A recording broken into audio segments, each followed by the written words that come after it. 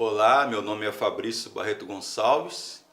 A pedidos de um seminarista que está estudando um período da história da igreja, história eclesiástica, o período que nós chamamos de igreja antiga, né? O período da patrística, ou período dos pais ou padres da igreja. Aí eu falei um pouco sobre ele. Meu ex-professor do seminário era doutor em patrística, patrologia, né?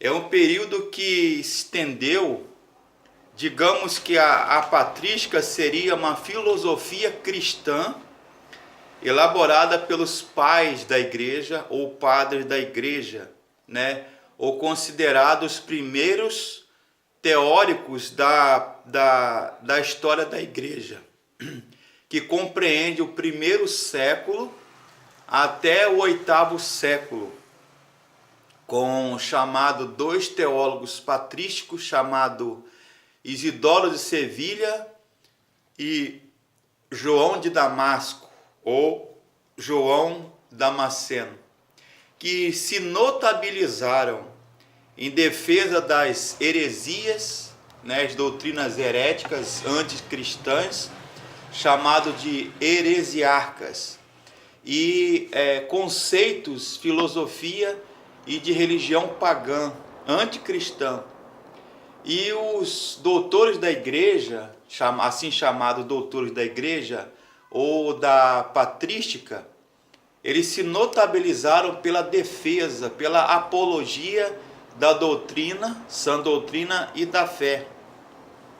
E sistematizaram ou tentaram levar e conciliar a filosofia grega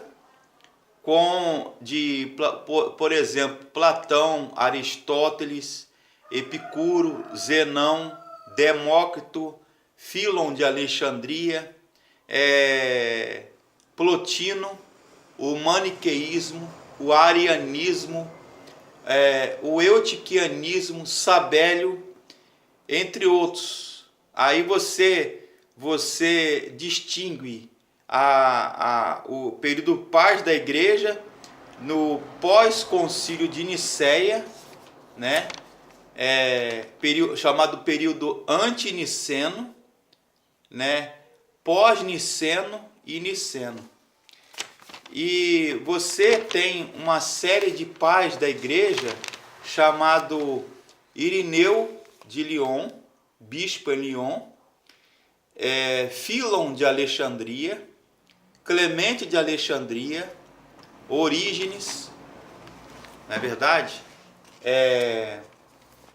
Inácio de Antioquia, Papias de Herápolis, Policarpo de Esmirna, Aristides de Atena, Justino Mártir, Taciano Sírio, Melitão de Sardes, Atenágora de Atenas, Teófilo de Antioquia, Ésipo, Tertuliano de Cartago, né?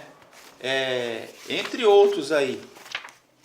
Você tem Eusébio de Cesareia, considerado pai da igreja, da história da igreja, Marcelo de Ancira, Basílio Magno. Aí vem os chamados pais da igreja capadócios, né? Gregório Nazianzo, Gregório Niceno, Atanásio, Mário Vitorino, Dídimo Cego, Sinésio de Cirene, Hegemônio, Tito de Bostra, Cirilo de Alexandria, de Jerusalém, Apolinário de Laodiceia, Lúcifer Cagliaris, ou Cagliari, Ambrósio de Milão, Ticônio, Rufino de Aquileia, Jerônimo, que combateram heresias pagãs como arianismo,